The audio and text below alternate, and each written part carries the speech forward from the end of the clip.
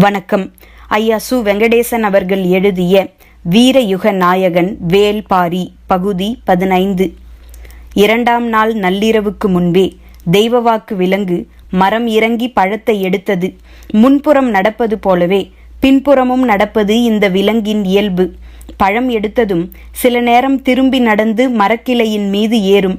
சில நேரம் யாரும் தன்னை நெருங்கி விடுவார்களோ என்ற பயத்தால் முன்பக்கம் பார்த்தபடியே கால்களை பின்னால் நகர்த்தி போகும். இந்த முறை அப்படித்தான் போனது. அது பின்னால் நடந்து போனால் இரட்டை விளக்கு ஏற்றப்பட வேண்டும் என்பது வழக்கம். மரத்துக்கு முன்பு வைக்கப்பட்டிருந்த தீச்சட்டியில் நெருப்பு எரிந்து கொண்டிருந்தது. எண்ணெயில் முக்கி எடுத்த சிறு மரத்துண்டுகளை கொண்டு வந்து அதில் பக்குவமாக வைத்தனர். குலநாகினியின் கண்கள் அதை பார்த்து கொண்டிருக்க பிற நாகினிகள் அந்த வேலையை செய்தனர். விளக்கில் தீயின் கன அளவு அதிகமாகி தழல் இரு கூறுகளாக பிரிந்து எரிந்தது. தீயின் கன அளவு எவ்வளவு இருக்க வேண்டும் என்பதையும் தழல் எத்தனை கூறுகளாக பிரிய வேண்டும் என்பதையும் அவர்கள் முடிவு செய்தனர். நீர் பாய்ச்சுவதைப் போல தீயையும் கட்டுப்படுத்தி பாய்ச்ச அவர்கள் கற்றிருந்தனர். குலநாகினி பார்த்து கொண்டிருக்க எழும் நெருப்பின் தழல் பல கூறுகளாக பிரிந்து இரு கூறுகளாக நிலை கொண்டது. நேற்றை போலவே தெய்வவாக்கு விலங்கு பழம் எடுத்ததும் பாணர் கூட்டம் உள்ளிறங்கும் என எதிர்பார்த்திருந்த கபிலருக்கு சற்றே ஏமாற்றமாக இருந்தது. கூத்து தொடங்க நேரமாகும், வாருங்கள் நாம் இந்த மரத்தை சுற்றி பார்த்துவிட்டு வருவோம் எனச் சொல்லி கபிலரை அழைத்து கொண்டு நடந்தான் பாரி. கொற்றவை நிலை கொண்டிருக்கும் மரக்கூட்டம் பெரும் அடர்த்தி கொண்டது. மனிதனால் உள்நுழைய முடியாத அளவுக்கு பின்னி கிடப்பது. பாரியோடு கபிலர் அந்த மரத்தை சுற்றி நடந்து கொண்டிருந்தார். அடர்ந்த காட்டில் பந்த வெளிச்சத்தில் ஆங்காங்கே தனித்தனியான வீடுகள் இருப்பது தெரிந்தது. இந்த அடர்வனத்தில் தனி வீடுகள் ஏன் இருக்கின்றன எனக் கேட்டார் கபிலர். இது ஒரு மர விலங்கு. காலகாலமாக இந்த ஒரு மரத்தில் மட்டுமே இந்த விலங்கு வாழ்கிறது. வேறு எந்த மரத்திலும் இது ஏறாது. எனவே இந்த இடம் தவிர வேறு எங்கேயும் இந்த பிராணியை நீங்கள் பார்க்க முடியாது. இந்த விலங்கு வேட்டை விலங்குகளுக்கு மிகவும் பிடித்த உணவு. இந்த மரப்புதருக்குள் நுழைந்து இதை எப்படியாவது தின்றுவிட அவை முயல்கின்றன. அதனால்தான் இதை பாதுகாக்க காவற்குடிகள் இங்கு இருக்கின்றனர். பேசிக்கொண்டிருக்கும் போது துடிப்பறையின் ஒலி கேட்கத் தொடங்கியது. வாருங்கள் எனச் சொல்லி வேகமாக முன்னடந்தான் பாரி. செம்பாதேவியின் கதை இது. எனவே ஆடுகளம் முழுவதையும் நிறைத்து ஓர் அழகிய கோலம் போடப்பட்டிருந்தது. பாரியும் கபிலரும் இருக்கையில் வந்து அமர்ந்தனர். அப்போதுதான் தரையை மெழுகி கோலம் போட்டிருந்ததால் சாணத்தின் வாசனை எங்கும் வீசியது. அதன் ஈரம் காயவில்லை. கோலத்தின் நடுவில் வெண்ணெயில் தானியங்களை உருட்டி செய்யப்பட்ட வெண்சாந்து உருண்டை வைக்கப்பட்டிருந்தது. அந்த உருண்டையின் நடுவில் மாட்டின் இரு கொம்புகளை நட்டு வைத்திருந்தனர். வெண்சாந்து உருண்டையின் வாசனை எங்கும் பரவியிருந்தது. கோலத்தின் முன்பு பெண்ணொருத்தி அமர்ந்து உடுக்கை வகையைச் சேர்ந்த துடிப்பறையை அடிக்கத் தொடங்கினாள். இவர்கள் பாணர்களா எனக் கேட்டார் கபிலர். இல்லை, பரம்பு மக்கள் என்றான் பாரி. துடியின் ஓசை பேராந்தையின் ஓசையைப் போல அச்சத்தை ஏற்படுத்தக்கூடியது. நீருக்குள் பொடி கரைவதைப் போல இருளுக்குள் துடி கரையத் தொடங்கியது. தங்களுக்கு என்று பாணர்கள் அற்ற குலம் இவர்களுடையது. அந்த குலப்பெண் செம்பாதேவியின் கதையை தொடங்கினாள். கபிலர் கேள்விப்பட்டிராத கதை இது. ஆதி காலத்தில் மலை மக்களில் ஒரு பிரிவினர் கால்நடைகளை வளர்க்க பழகிய போது மேய்ச்சல் நிலங்களை நோக்கி தந்தரைக்கு இறங்கினர். குறிஞ்சி நிலத்தை விட்டு இறங்கிய 5 குடும்பங்கள் செம்மலையின் அடிவாரத்தில் குடில் அமைத்தனர். கால்நடைகளை மேய்த்து பல்கி பெருக்கினர். 5 வகை குடும்பத்தின் குலவழி தழைத்தது. அந்த குலவழியின் வகையை அடிப்படையாக கொண்டு அடையாளங்களை உருவாக்க வேண்டிய தேவை வந்தது. குலத்துக்கு ஒரு வகை என 5 வகையான சூட்டுக்காயங்களை ஆண்கள் தமது வலது தோளிலே உருவாக்கி கொண்டனர். பெண்களுக்கு அதே போல சூட்டுக்காயத்தை உருவாக்கினால் திருமணத்துக்கு பின்னர் அவளது குடும்ப அடையாளம் மாறும். எனவே சூட்டுக்காயம் சரிப்பட்டு வராது. வேறு வழிகளை சிந்தித்தனர். பெண்களே அதற்கு ஒரு முடிவும் கண்டனர். தங்களின் தலைமுடியை குலத்துக்கு ஒரு வகை என 5 வகைகளாக பின்னிக் கொள்வது என முடிவு எடுத்தனர். 5 வகை கொண்டைகளை உருவாக்கினர். அந்த காலத்தில் எல்லா நாட்டு பெண்களுக்கும் தலைமுடியை சுருட்டி கொண்டை போடும் பழக்கம் மட்டும்தான் இருந்தது. ஆனால் உச்சந்தலையில் வகிடு எடுத்து இரு பக்கங்களும் முடி சரிய 2 கொண்டைகள். அதே போல 3, 4, 5 என 5 விதமான கொண்டைகளை இவர்கள் முடிந்தனர். 5 விதங்களிலும் சடைகளை பின்னினர். அதில் மேய்ச்சலுக்கு செல்லும் வெவ்வேறு நிலத்தின் பூக்கள் சூடப்பட இவர்களை பார்க்கும் ஆணும் பெண்ணும் சொக்கி போனார்கள். அழகை பேணும் அதிசய கூட்டம் என இவர்களை பற்றி திசையெங்கும் பேச்சு பரவியது. மேய்ச்சலின் போது கால்நடைகளின் கோமியம் வெவ்வேறு வகையில் வளைந்து வளைந்து வடிவம் கொள்வதை காலம்பூராவும் பார்த்து கொண்டிருந்தவர்கள் இந்த பெண்கள். அந்த நீர்க்கோலம் மனதுக்கு எப்போதும் ஒரு காட்சி இன்பத்தை ஏற்படுத்தக்கூடியது. ஆனால் கனப்பொழுதில் அந்த காட்சி மறைந்துவிடும். புன்னகை காற்றில் மறைவதைப் போல மண்ணில் மறையும் மஞ்சள் வண்ண நீர் அது. தனது குடிலின் வாசலில் அதே போன்ற ஒரு கோலத்தை வரைந்தால் என்ன என எண்ணினர். இடித்த குருணையின் தொலியை சிறுகத் தூவியபடி அவர்களின் விரல்கள் வலமும் இடமுமாக வளைய ஆரம்பித்தன. 5 விதமாக தலைமுடியை பின்னியும் கொண்டை போட்டும் பழக்கப்பட்ட விரல்களுக்கு வளைந்து நெளியும் கோலம் எளிதில் வசப்பட்டது.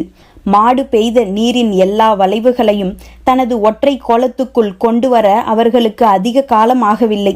செம்மலையின் அடிவாரத்தில் உள்ள பெண்கள் விதவிதமாக கொண்டை போட்டு தரையெங்கும் கோலம் போடும் அழகு அரசிகள் என எல்லோராலும் பேசப்பட்டனர். காட்டு வழியிலும் உமணர்களின் காது வழியிலும் இந்த செய்தி எல்லா பகுதிகளுக்கும் பரவியது. இவர்கள் இருக்கும் பகுதிக்கு கோலநாடு என பெயர் உருவாயிற்று. புதிய நாகரிகத்தின் அடையாளமாக செம்மலை மாறியது. இதில் வெளி உலகுக்கு தெரியாத இன்னொன்றும் இருந்தது. 5 குடும்பங்களும் தங்களின் மாடுகளை மேய்ச்சலுக்கு அழைத்து போய்விட்டு வந்து 5 தனித்தனி பட்டியில்தான் அடைக்க வேண்டும். அப்படியென்றால் அவற்றுக்கும் தனித்தனி அடையாளம் தேவை. மாடுகளுக்கு பிற இடங்களில் சூட்டுக்குறி, காது அறுத்த குறிகள் எல்லாம் போட்டிருப்பதை கேள்விப்பட்டனர். கால்நடைகளே தங்களின் தெய்வம். எனவே அவற்றை துன்புறுத்தாத வழியில் அடையாளம் இட விரும்பினர். மூத்த கிழவி ஒருத்தி, இந்த செம்மலையில் இத்தனை வகையான வண்ணக்கற்கள் கிடக்கின்றன. அவற்றை எடுத்து ஒரு குடும்பத்துக்கு ஒரு வண்ணம் என முடிவு செய்யுங்கள். அந்த வண்ணக்கல்லையே அந்த குடும்பத்தின் மாடுகளுக்கும் நெற்றி பட்டமாக சூட்டுங்கள் என்றாள். அதிலிருந்து 5 வகையான வண்ணக்கற்களை கொண்டு கொம்புகளுக்கு இடையில் கயிறு முடிந்து நெற்றி பட்டத்தை உருவாக்கினர். மாடுகள் எந்த நிலையிலும் துன்பப்படக்கூடாது என்பதே இவர்களின் எண்ணமாக இருந்தது. கிடைமாடுகளின் மேல் சிறு பூச்சிகளும் உண்ணிகளும் நிறைந்து கிடந்தன. அவற்றை கொத்தி தின்ன எந்த நேரமும் பறவைகள் அவற்றின் மீதே அமர்ந்து இருந்தன. இதை தடுக்க ஒரு வழியை கண்டறிந்தனர். திரட்டப்பட்ட வெண்ணெயில் தானியங்களை கலந்து பெரிய வெண்சாந்து உருண்டைகளை உருவாக்கினர். அந்த உருண்டையை நாணல் கூடையில் வைத்து கிடையின் ஓரம் ஏதாவது ஓர் இடத்தில் வைத்துவிட்டால் போதும். பறவைகள் முழுக்க வெண்சாந்து உருண்டையைத்தான் மொய்த்து கிடந்து மாடுகளின் பக்கம் போகவே போகாது. ஒரு நாள் இரவு வெண்சாந்து உருண்டை வைக்கப்பட்டிருந்த நாணல் கூடையை குடிலுக்குள் வைக்காமல் மறந்து வெளியில் வைத்துவிட்டு தூங்கிவிட்டனர். நாணல் கூடையின் இண்டு இடுக்குகளில் ஒட்டி இருப்பதை இரவு முழுவதும் பறவைகள் கொத்தி தின்றுள்ளன. காலையில் எழுந்து பார்த்தபோது நாணல் கூடை நார் நாராக உதிர்ந்து கிடந்தது. வெண்சாந்து உருண்டையின் சுவை பறவைகளையே வெறிகொள்ளச் செய்துள்ளது. நாடோடி நாகரிகம் எல்லா உயிர்களையும் தனதாக்கி நேசித்தது. இவர்களின் குலம் தலைமுறை தலைமுறையாக தழைத்து முன்னேறியது. மனிதர்களும் கால்நடைகளும் பல்கி பெருகின. கோல நாட்டினர் பல்வேறு குழுக்களாக ஒவ்வொரு ஆண்டும் மார்கழி மாதம் பிரிந்து மேய்ச்சலுக்கு போவார்கள். மீண்டும் ஆவணி மாதம் செம்மலைக்கு திரும்புவார்கள். எல்லோரும் கொண்டு வரும் மாடுகள் குடும்ப அடையாளத்தோடு பிரிக்கப்பட்டு கணக்கு வைத்து கொள்ளப்படும். வழக்கம்போல் மார்கழி மாதம் கோல நாட்டில் இருந்து மேய்ச்சலுக்காக பல்வேறு திசைகளில் கிடைப்போட குழுக்கள் புறப்பட்டு போயின. ஒரு குழு காவிரி ஆற்றின் படுகையில் நகர்ந்தது. 18 குடும்பங்களையும் 200 மாடுகளையும் கொண்டிருந்தது அந்த கிடை. அந்த கிடையில் சுடர்ந்து ஒளி வீசும் தழல் போல் இருப்பவள் செம்பா. வகிடு எடுத்து 2 சடை பின்னிய குடும்பம் அவளுடையது. கோவனின் தோள்கள் மாட்டின் திமில் போல் உருத்திரண்டு இருக்கும். அவனது வலது தோளில் பொறிக்கப்பட்ட 3 சூட்டு அடையாளத்தின் மீது சிறுவயதில் விரல் வைத்து பார்த்த செம்பா இப்போது இதழ் பதித்து பார்க்கவே ஆசைப்படுகிறாள். கிடையின் முன்னால் நடந்து போகும் கோவனின் நடையை தொடர்ந்து மொத்த மாடுகளும் நகர்ந்தன. கிடையின் இடது ஓரம் நாணல் கூடை தூக்கி நடக்கும் செம்பாவை சுற்றி பறவை கூட்டம் மிதந்து வந்தது. மாட்டின் காதுகள் விடைத்து ஆட, பறவைகளின் இறக்கைகள் படபடத்து அடிக்க, பசுக்களுக்கும் பறவைகளுக்கும் நடுவில் செழித்து வளர்ந்தது அவர்களின் காதல். கிடைமாடு நடந்து கொண்டிருக்கும் போதே குட்டியை ஈனும். அந்த குட்டியால் உடனடியாக கிடையின் வேகத்துக்கு நடக்க முடியாது. பால் குடிக்கும் நேரம் தவிர பிற நேரத்தில் அதை தோளிலே தூக்கித்தான் நடக்க வேண்டும். கோவன் இளங்குட்டியை தோளில் தூக்கி நடக்க ஈன்ற பசு அவனை உரசியே நடந்து வந்து குட்டியை நாவால் நக்கி இன்புற்றது. செம்பாவின் கண்கள் அவனையே பார்த்து கொண்டிருந்தன.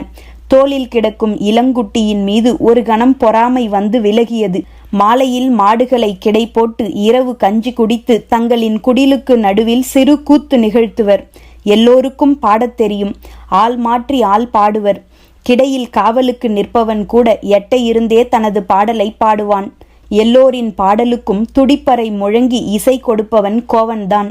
இடது கை துடியை இழுத்து பிடிக்க வலது கை விரல்களால் அதன் வலப்புறத்தை அடித்து அடித்து தாளம் எழுப்பும் அழகை பார்த்து மகிழ்வாள் செம்பா.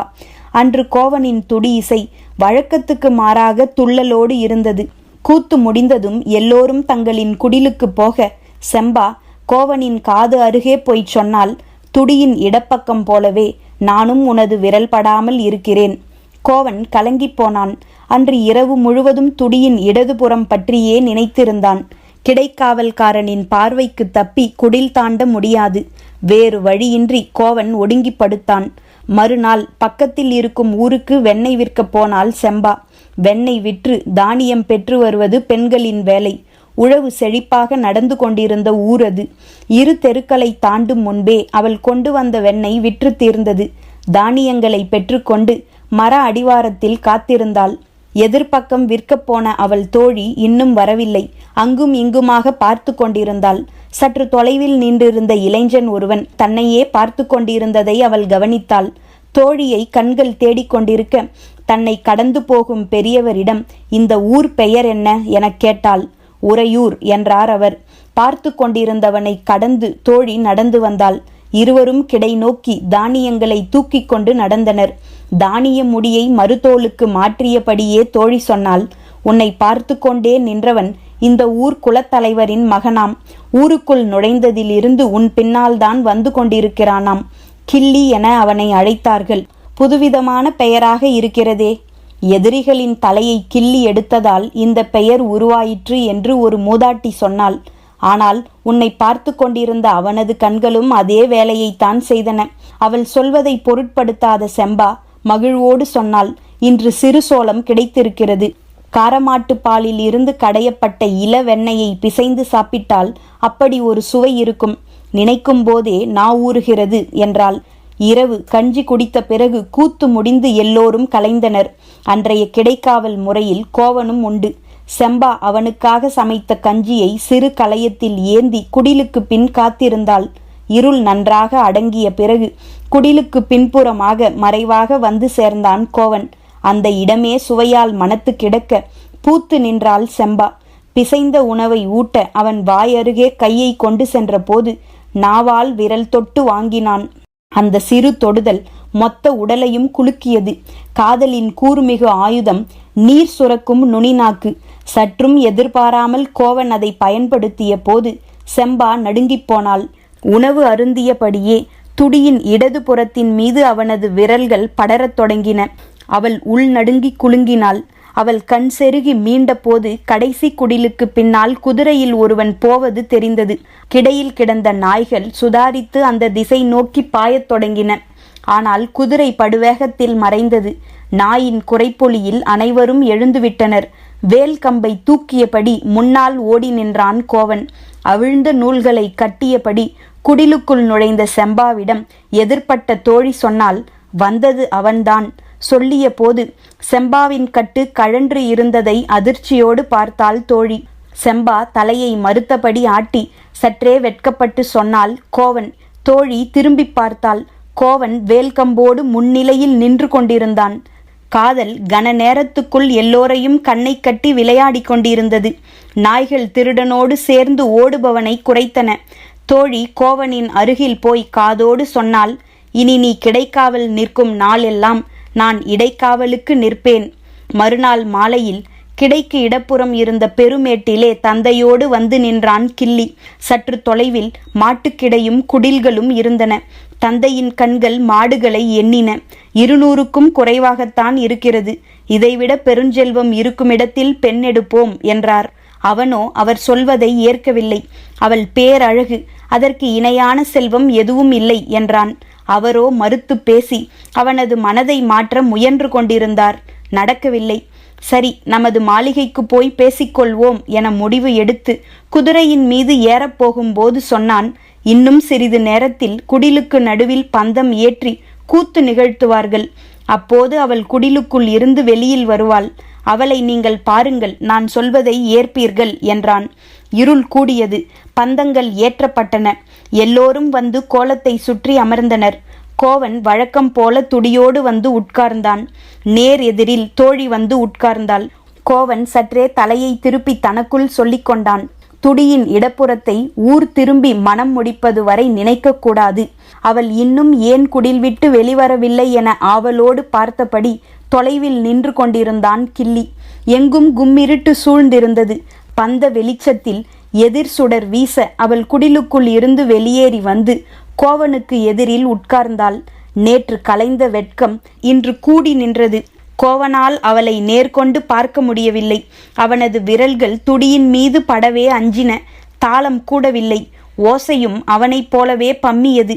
கிடையின் பெரியாம்பலை சொன்னார், டேய், நேத்து கஞ்சி குடிச்சவன் மாதிரி அடிச்சுக்கிட்டு இருக்க, சத்தமே கேட்கல, இழுத்து அடிடா. தோழி சொன்னால், பெருசு, நேத்தும் அவன் கஞ்சி குடிக்கல, அதுதான் விரல் செத்துப்போய் கிடக்கு. செம்பா அதிர்ச்சியோடு தோழியை பார்த்தபோது அவளோ சற்றே ஆணவச் சிரிப்போடு கோவனை பார்த்தாள். தொலைவில் இருந்து பார்த்தபடி அவள் பேரழகில் மயங்கி வாய்ப்பிளந்து நின்ற கிள்ளி தந்தையிடம் காட்ட அவரை நோக்கி திரும்பினான். அவரோ ஒளியற்ற இருளின் திசையை நோக்கி வாய்ப்பிளந்து பார்த்தபடி அதிர்ச்சியில் உறைந்து நின்றார்.